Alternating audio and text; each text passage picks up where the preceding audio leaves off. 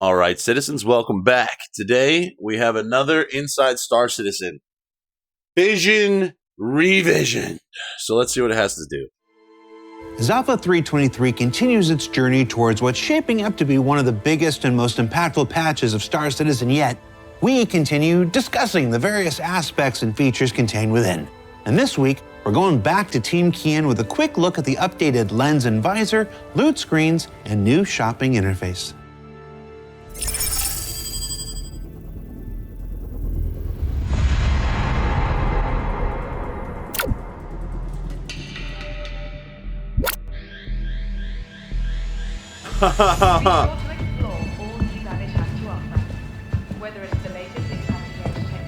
What's the difference between the lens and the visor? It's down to whether you're wearing the helmets or not. The visor is essentially your HUD projected onto the helmet. So it's shown on the visor in front of your face. When you take the helmet off, you're wearing a contact lens in lore, and that shows your HUD as well. Of course, in a video game, you're going to need all that HUD information. You get information about your active status, your weapons, what you're holding, notifications, your missions,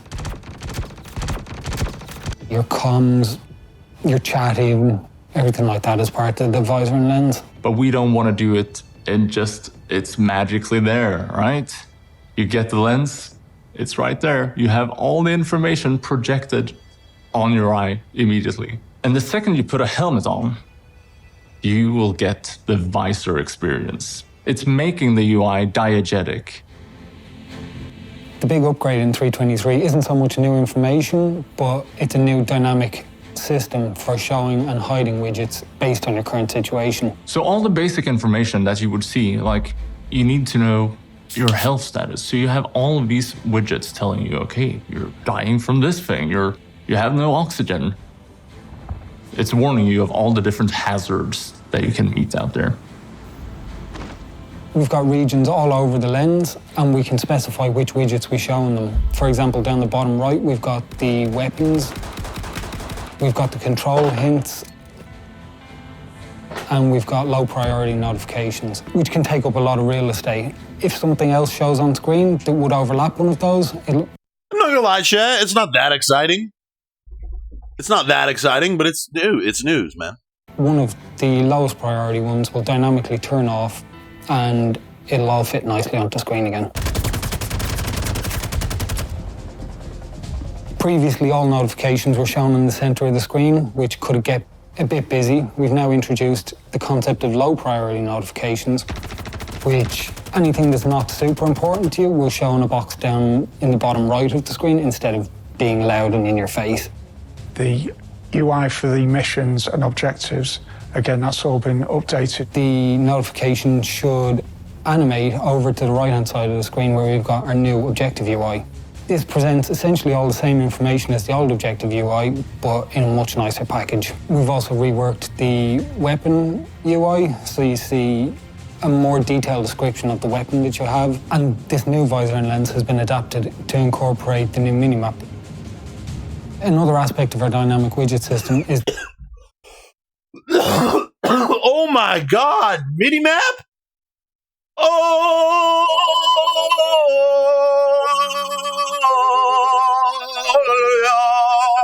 that we can turn off specific widgets when, depending on what you're looking at. So if you've got your mobi-glass open, it can hide a lot of the widgets, maybe except for the notifications.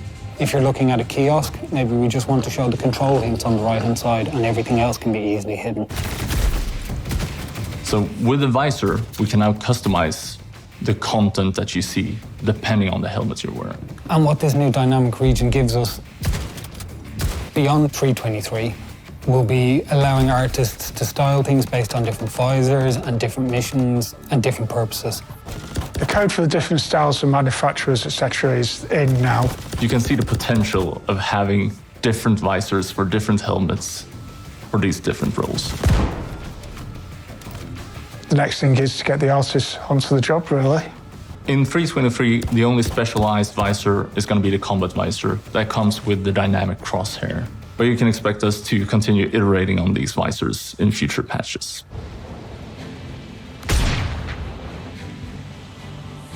So the loot screen builds on a lot of work that we've done in the personal inventory over the past few years. It's a new UI giving the player the possibility to just pick up stuff on the go.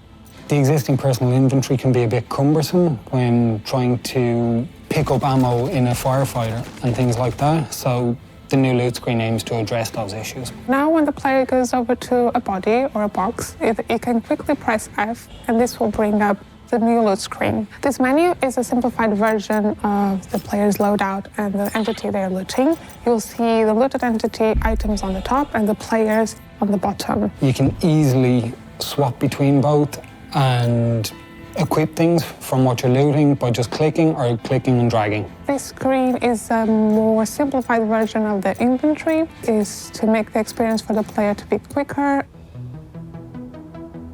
We also now have a separate section for armor, which wasn't a consideration for Squadron 42. You'll just click a button and it'll take you to a new page, and you can swap your armor with who you're looting and see everything that they had equipped. We also have some contextual actions in the loot screen. If you are looking for ammo for a specific weapon, you can hover over that weapon and it will show you any magazines or attachments that will fit that weapon. You can then quickly loot those or attach the weapon attachments using that menu. So when the player hovers a specific item, this will appear a tooltip that will tell you the available actions, and that will include, for example, a single click to equip, a shift left click to store it. We've also added a button to the loot screen to swap between that and the existing personal inventory view. The inventory will stay, it's not going anywhere, and is more for your management. So what you're seeing here is still, the visuals are still for Squadron. We are planning to do a PU version, and that will come for this release. And our team's last big addition to 323 is an updated shopping experience.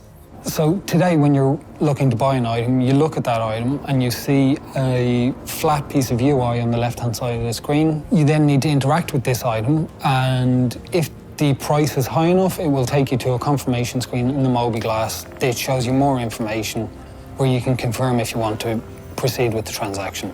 With the new mobi-glass being introduced, we took this as an opportunity to remove the old confirmation screen and update some of the UI around the shopping experience.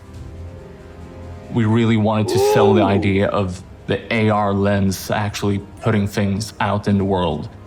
You will see the overlay around the item with basic information. You will see the price of the item and your balance. We're no longer going to be directly interacting with the item to purchase it. We'll now have hotkeys that will be displayed on the card. You need to press these hotkeys for a certain amount of time in order to complete the transaction. The process will happen in the background, and then you will get a notification if it was successful. So you can see now in world, you have this interface with the information you need to see, okay, do I want to buy this thing? You just interact with it, buy the thing, and you're done. The default key for buying will be B for buying. Huge W, but if you don't like it, you can W. go to settings and then change the key binding, like any other bindings in our game. The same will be true for renting if it is a vehicle or something that can be rented. We also have the concept of quick buy currently, which just allows you to grab the item immediately. So the main reason that we made this change is because with the new visors, we have redesigned some of the apps that you have, like shown on the visor and shown on the mobi-glass. We had the choice to either port the existing confirmation screen over directly as it is with all of its information, or update the experience to something more fitting with our game now. Obviously, we still have the shopping terminals, so if you want to buy things in bulk, that's probably where you go. But when you're just picking that one thing up quickly, like that. So for anyone playing Star Citizen, 323 is going to mean a new visor and HUD experience that's just going to look way better than before. It's going to feel more diegetic. Oh, so needed. It's been about polishing and improving and iterating on what we've already got in the universe. It's going to have the new looting system, which is going to make the flow so much quicker for you, as well as the new shopping system looking nicer, being faster. We're hoping to provide a better experience to all the players so they have a more enjoyable experience with the game. And I'm really proud of the work that everyone on this team That's has a been pretty doing. big W, chat. That's a pretty big W's all around. So what did we learn this week? Well, we learned that the updated visor system will unlock artists to explore different interface stylings and designers to create more function-driven apps for the different manufacturers and purposes of helmets. That the new Squadron 42 looting screens being adapted to the multitude of uses exclusive to the persistent universe. And how the new shopping interface aims to make finding and buying that item or vehicle in-game easier and more intuitive than ever before. For Inside Star Citizen, I'm Jared Huckabee. Thanks for letting us share the process of game development with you. And we'll see you all here next week. Woo! Woo!